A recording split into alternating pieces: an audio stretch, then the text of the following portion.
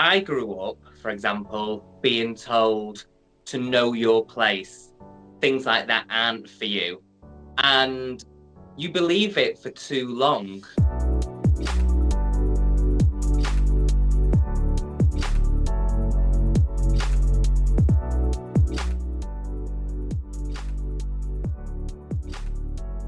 I think humour is so important to the workplace culture because, first of all, I'm not rewriting the wheel here.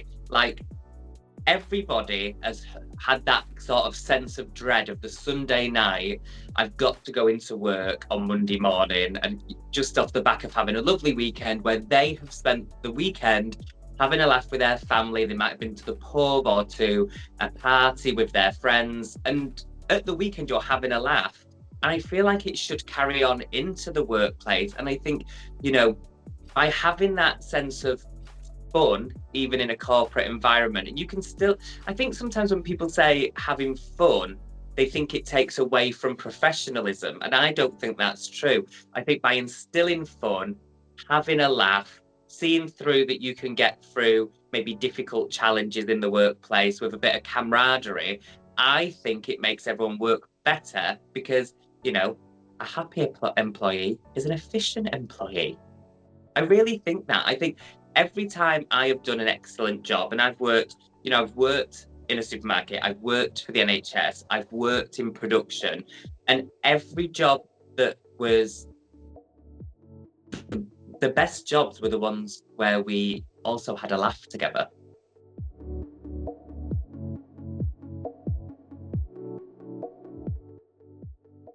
I think for me, social mobility is such an important conversation because, I grew up, for example, being told to know your place.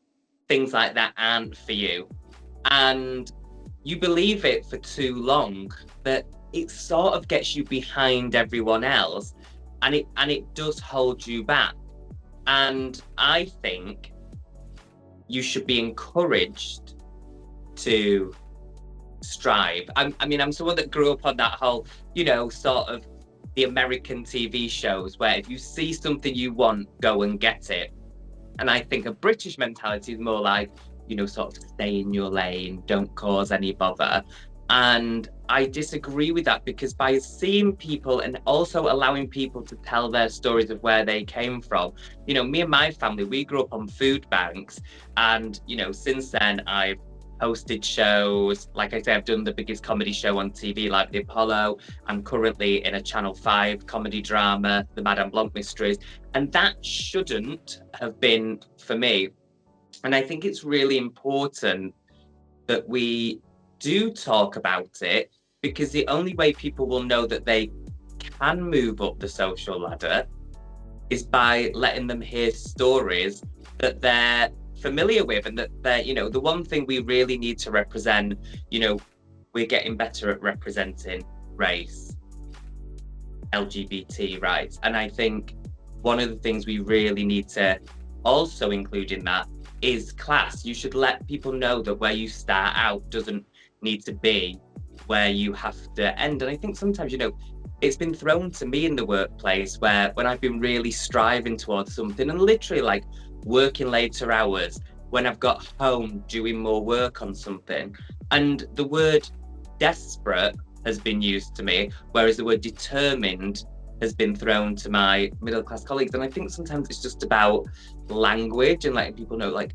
just because someone's trying to better themselves, I really think we should encourage it. And especially in Britain, I think, especially what I've learned through social media, which I think is a fantastic tool when used right, is that Britain is one of the last countries that hasn't a class issue.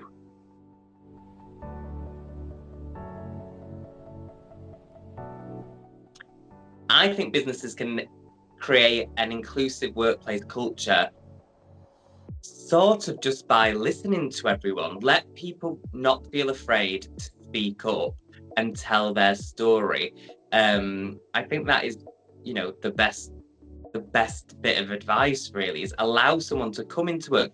And yes, you should have to be professional. I'm not taking away from the fact that this is still the workplace, you're paid to do a job, but at the same time, you should be able to go to work and be your full authentic self. Like, I shouldn't have to put on more of an RP accent, for example, to highlight that I'm educated. You know, I am educated. I've got a first class degree in French, of all things.